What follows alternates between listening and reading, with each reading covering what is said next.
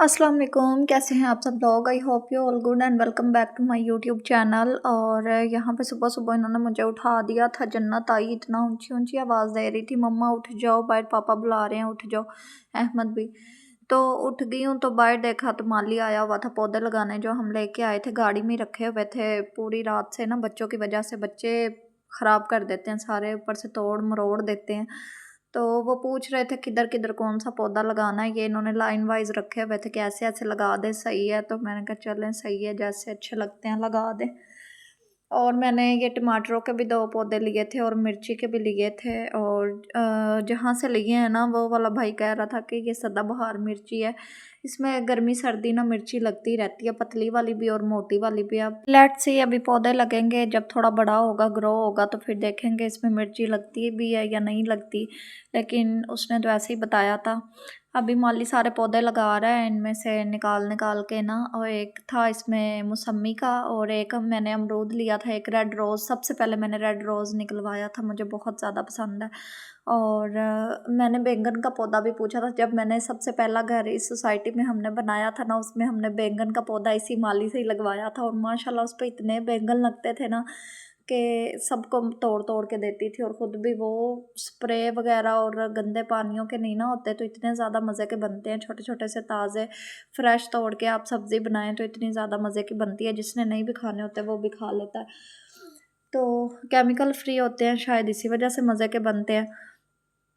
और अभी भी मैंने पूछा था, जहाँ से हमने पौधे लिए थे उसके पास नहीं था बैंगन का पौधा ना, नहीं तो मैंने लेना था इस बार भी। गर्मियों में घर के ही तोड़ तोड़ के, तो सारी गर्मी फिर बंदा पकाता रहता है। फिर मैं दोबारा सोई नहीं हूँ, मैंने कहा चल उठ जिया, काम करते हैं, काम भी तो करना ही है। अगर दोबारा सो गई तो फिर काम सारे ऐसे घर फैला हुआ ना, सारा फिर पड़ा रहता है, फिर दिल नहीं करता इतनी लेट काम करने का। तो फिर मैंने फटाफट से बेडशीट वगैरह चेंज की। काफ़ी दिनों से वो ब्लू कलर की बिछी हुई थी, तो मैंने कहा उसको देख देख के मैं बोर हो जाती। अहमद ने अपने टेडी बियर की ना गर्दन पूरी खोल के रख दी थी, पता नहीं कैसे। तो मैंने कहा इससे पहले ये पूरे घर में उसकी रुई निकाल निकाल के ना बिखेरें, गंद डालें, तो मैं ना सुई से उसको सी देती हूँ। तो अच्छे से मैंने उसको वाइट कलर का धागा लेके ना तो सिलाई कर दिया, तो बड़ा खुश हो रहा था। मैंने कहा ये लो, अब गंद तो नहीं डालोगे पूरे घर में। तो कुछ लोग कहते हैं हम तो पूरे 15 दिन के बाद बेडशीट चेंज करते हैं, कुछ लोग कहते हैं हम पूरे 1 वीक के बाद करते हैं, कुछ लोग कहते हैं हम 10 दिन बाद चेंज करते हैं। लेकिन मैं तो जितनी देर 1 वीक में 2 बार बेडशीट चेंज ना कर लूँ, मुझे सुकून ही नहीं आता। लेकिन मेरे पास इतनी ज़्यादा कलेक्शन नहीं है बेडशीट्स की। अब मैं सोच रही हूँ लेकर आऊँ, गर्मी आ गई है, वैसे भी ईद आ रही है, लेकिन बेडशीट ये सारी पुरानी है, ये थोड़ी-सी बेहतर लगती है। और जो मेहरून वाली और ब्लू वाली है ना, वो तो इतने साल पुरानी है ना, अब तो मैं बस थक गई हूँ उनको देख देख के। मेरा दिल कर रहा है मैं 2-3 बेडशीट्स नई लेकर आऊँ और उनको मैं निकालूँ।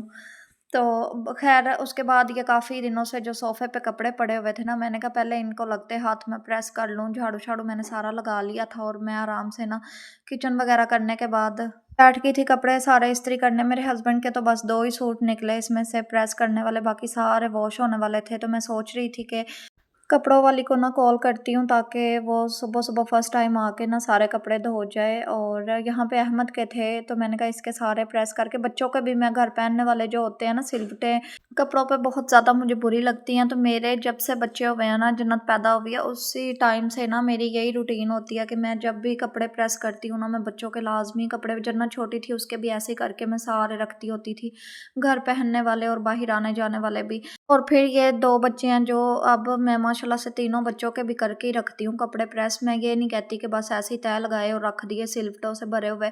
जब कपड़े प्रेस पड़े होते हैं तो मेरे खुद के लिए बहुत ज़्यादा आसानी होती है। जब बाहर अंदर आना-जाना होता है, कहीं भी आना-जाना हो बाज़ार या कहीं और, तो ये होता है बस कपड़े प्रेस पड़े होते हैं, फटाफट बच्चों को पहनाए और चले गए।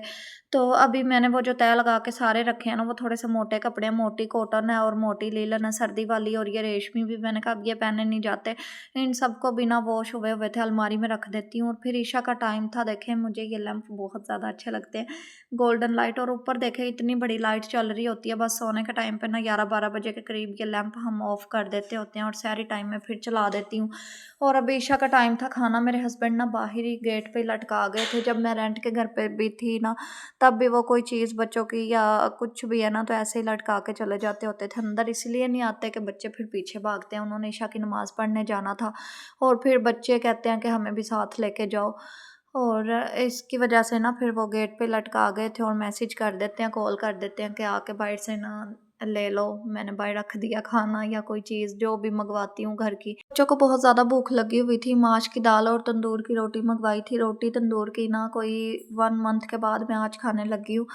तो माश की दाल भी काफ़ी टाइम हो गया खाई नहीं है, ना घर पे पकाई है, तो मैंने कहा चलो यही लाइट वेट खाना खाते हैं। और यहाँ पे फिर सहरी का टाइम हो गया था। सहरी बना रही थी मैं, पराठे, और दरवाज़ा मैंने जो मेन डोर है ना ये खोल दिया था, क्योंकि धुआँ सारा ना जो होता है पराठों की वजह से सारा बाहर निकल जाए, नहीं तो पूरे घर में फैल जाता। चाय बना ली थी मैंने, आलू कीमे का सालन था और साथ में पराठे। ये थी हमारी आज की सहरी। और अभी फटाफट से जो रह गए हैं वो भी पराठे बना लेते हैं। और यही तो होती हैं रमज़ान की रौनकें। रमज़ान का महीना इतनी जल्दी बस ख़त्म होने वाला है, बस चंद दिन है। चंद दिन भी नहीं है मेरे ख़्याल में, तो बहुत कम दिन है। और फिर हम यही चीज़ें मिस करते हैं, इफ़्तार, सहरी। और इफ़्तार में माशाल्लाह से अपनी एक बरकत होती है। आम रूटीन में हम उतनी ज़्यादा डिशेज़ या चीज़ें या कुछ नहीं बना रहे होते, मतलब जितनी तैयारी हम इफ़्तार के टाइम पे कर रहे होते हैं। और बस यही रौनकें जो है ना रमज़ान की, यही इंसान को याद आती हैं। और अगले साल पता नहीं हमें ये रमज़ान देखना नसीब हो या ना हो, हम बहुत खुश नसीब लोगों में से हैं कि हमें ये रमज़ान देखना नसीब हुआ है। बस अल्लाह ताला सबके नसीब में करे ये बाबरकत महीना और सबकी मुश्किलें आसान करे। अभी मैंने सहरी का टाइम था, बाहर जाके देखा सहरी बनाने के बाद तो सन्नाटा है बिल्कुल, कोई भी नहीं, कोई आवाज़ किसी की कोई। ऐसे है ना सबके घरों में लाइट्स ऑन होती हैं, लेकिन ऐसे लग रहा होता है जैसे कोई उठा ही नहीं हुआ। अभी जाते हैं मियाँ जी को उठाते हैं, क्योंकि सिर्फ आधा घंटे से भी कम टाइम रह गया है। और आपको पता है जो लास्ट वाले जो होते हैं ना रोज़े, उसमें इफ़्तार का टाइम ज़्यादा होता जाता है और सहरी का कम होता जाता है। तो इतनी जल्दी टाइम गुज़रता है पता भी नहीं चलता। तो उनको मैंने उठाया और सहरी वग़ैरह ताकि वो करें और वो लड़कों को भी बुलाएँ।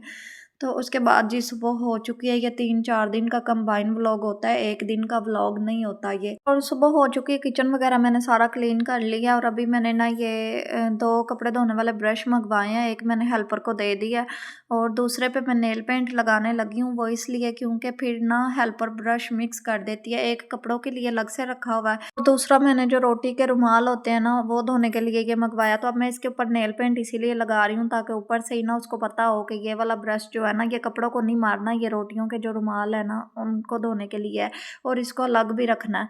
तो इसी वजह से ना मैंने ये लगा दिया ऊपर, अभी ये ड्राई हो जाएगी। और बच्चे यहाँ पे इतना ज़्यादा शोर कर रहे थे, इतना शोर कर रहे थे, तो मैं इनको मना कर रही थी कि रोज़े होते हैं, सब लोग सोए होते हैं अपने घरों में, बाहर तक आवाज़ें जा रही हैं, तो शोर कम करो। Hope you like it. अल्लाह हाफिज़।